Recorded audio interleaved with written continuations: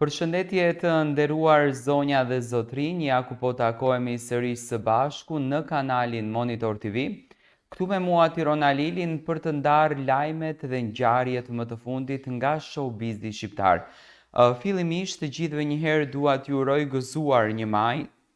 gëzuar ditën e punëtorit, gëzuar muajin më të bukur, muajin e pranverës, një nismë fantastike. Shpresoj që të argëtoheni edhe të kënaqeni sot me familjet tuaja dhe të shijoni këtë festën në maksimum, një ditë çlodhje si nga ana shpirtërore ashtu edhe nga ana fizike. Ditën e djeshme në shënjestër ka qenë Heidi Baci dhe Romeo Veshaj. Do me thënë historia por i përsëritet e dashurisë së tyre. Në një mbrëmje të organizuar në Tiranë, ku përveç Heidit edhe Romeos në videon të shfaqur në për rrjetet sociale, ka patur figura të tjera deri tek Princ Leka Zogu, të cilët kanë qenë në këtë festë duke u argëtuar, por ajo që në fakt u komentua edhe ka qenë në shënjestër të medias ros, ka qenë afërsia dhe qëndrimi në një vend të njëjtë i Romeos edhe Heidit për disa orë të caktuar. Unë videon e kam analizuar, e kam parë në detaje. Heidi ishte shumë e lumtur, ishte shumë e gëzuar, po argëtohej, po kënaqej, po vallëzonte, por njëkohësisht të njëjtën gjë e bënte edhe Romeo, siç duket për t'i dhënë mesazh njëri tjetrit që ne po ja dalim dhe ne jemi këtu së bashku. Në një nga netët më të zhurmshme të pranverës në kryeqytet, në një event të mbyllur për publikun, por i hapur për kuriozitetin e mediave ros, solli sërish në sken një nga çiftet më të përfolura të showbizit shqiptar, Heidi Baci dhe Romeo Veshaj. Në një ambient elegant ku performonte artisti i njohur Drena Bazi, ndërkohë që figurat publike ishin të shumta, përfshirë Princ Leka Zogun, personazhe televiziv, si përmarrës dhe emra të njohur nga bota e medias, ishin prezent edhe ish çifti që ndezi skenën e rrjeteve sociale. Edhe pse sipas burimeve të sigurta nga paparacët, Heidi dhe Romeo nuk u panë në ndonjë kontakt drejt për drejt gjatë gjithë mbrëmjes, fakti që ishin në të njëjtën hapësirë solli një valha mendësimesh. Kujtojmë se prej muajsh është aluduar për një ndarje të çiftit, ndarje e cila ndonse asnjëherë nuk u konfirmua zyrtarisht. U përforcua nga mungesa e tyre në rrjetet sociale dhe dalje të përbashkëta publike që prej verës së kaluar. Mbrëmja në fjalë, megjithatë, nuk ishte thjesht një rastësi e të dy ish partnerëve në të njëjtin vend. Sipas burimeve, Romeo qëndronte i tërhequr në një qosht të lokalit me disa miq të tij të afërt, ndërsa Heidi spikaste në mesin e pistës së vallëzimit, e buzëqeshur, energjike dhe sipas shumë të pranishmeve, provokative në mënyrën si e përjetonte muzikën edhe vëmendjen. Disa interpretuan këtë si një përpjekje për të dërguar një mesazh, ndoshta për të provokuar ndjenjat e dikurshme të Romeos, ndoshta për të treguar të gjithëve dhe veçanërisht atij se ajo është e lumtur dhe ka kaluar përtej së kaluarës. Thjesht më skeptik sugjerojnë se kjo ka qenë thjesht një përplasje rastësishme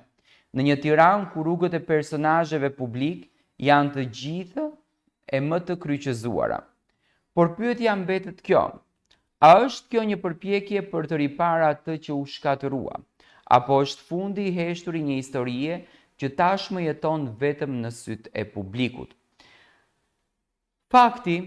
që Princ Leka Zogu ishte gjithashtu prezent, shtoi një atmosferë të veçantë në këtë mbrëmje që më shumë se një festë muzikore, gjante si një skenë teatrale ku secili kishte rolin e tij, të heshtur, të përmbajtur, por të vëzhguar deri në detaj. Heidi, e cila pas daljes nga Big Brother VIP u kthye në një nga figurat më të ndjekura dhe më të dashura nga publiku, duket se po përpiqet të riaformoj imazhin e saj të pavarur dhe të fortë, ndërsa Romeo, i cili gjithashtu ka ruajtur një profil të ulët muajt e fundit, nuk dha asnjë mesazh interesi për ndodhit rreth tij, por në mbrëmje si kjo, mungesa e veprimit shpesh është vetëm një mesazh. Rrjetet sociale u pushtuan menjëherë nga video, spekulime dhe meme, me fansat që ndaheshin në dy kampe. Ata që ende besojnë në një kthim të mundshëm të çiftit dhe ata që e shohin gjithë këtë si një lojë publike emocionale, ku ndjenjat bëhen spektakël dhe buzëqeshjet fshehin dhimbjet e së shkuarës. Çfarë do të ndodhë më pas, mbetet për tu parë, por një gjë është e sigurt, edhe në heshtje, Heidi dhe Romeo vazhdojnë të flasin dhe publiku vazhdon të dëgjon. Tani, Heidi dhe Romeo kanë qenë po të dy në një mbrëmje